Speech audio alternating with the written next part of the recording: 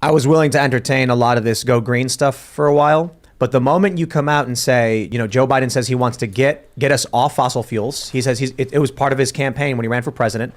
Then he shuts down Keystone. Then he bans fracking in certain areas. And then he goes to Saudi Arabia and begs for oil. Yes. I'm like, it's not about stopping fossil fuels. I don't know what the actual, actually, let me just ask you, how does this make sense?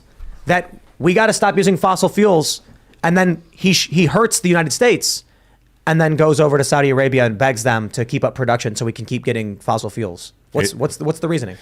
That when we were energy independent and gas was under $2 a gallon. 184. 184, just less than 2 years ago, just over 2 years ago.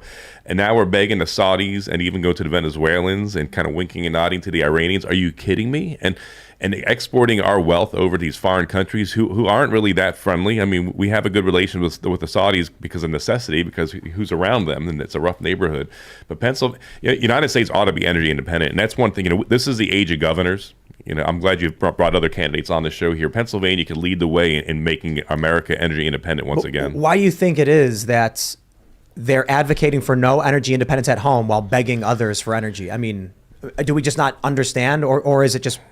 I wonder if it's that Democrats know their base wants environmentalism, but they also know you can't have cheap gas and environmentalism, so they're just lying.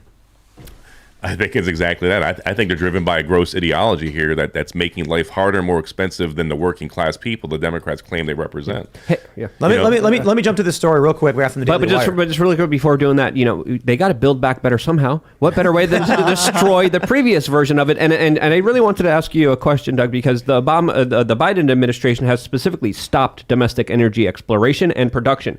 Will they stand in your way as governor, and can they stop you from doing what you want to do? In state, that's my alleyway. On state lands, I completely control that. On private lands, with the cooperation of landowners, I don't know if we have time. I got a 4-prong approach.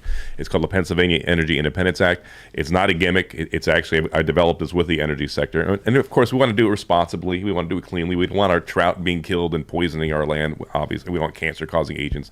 And the energy sector has proven they can do it, better. The first part, of course, is rolling back our entry into this regional greenhouse gas initiative, RGGI, which is it's a carbon tax. It's doubled almost our cost of energy in Pennsylvania starting the 1st of June. So on day one, we're going to be out of it when I'm sworn in on 17 January, and you'll see immediate relief for the working class people out there, savings in energy. So it's not a choice between heating and eating. Part two of that, of course, is rolling back about 8 years of regulations from our Department of Environmental Protection within Pennsylvania that have gone too far, because it's so restrictive that they're driving energy or businesses to Ohio, West Virginia, and Texas, and I want them back in Pennsylvania. And then, of course, I talked about the pipeline, one coming across from Pittsburgh area to Philly, and I'll bring lots of great jobs. I'll bring security as far as energy goes. It'll improve it for NATO. And then also I'd like to see a pipeline towards Lake Erie. And so, and then, of course, I'll open up state lands. And doing that, I can do all that without being stopped by the EPA.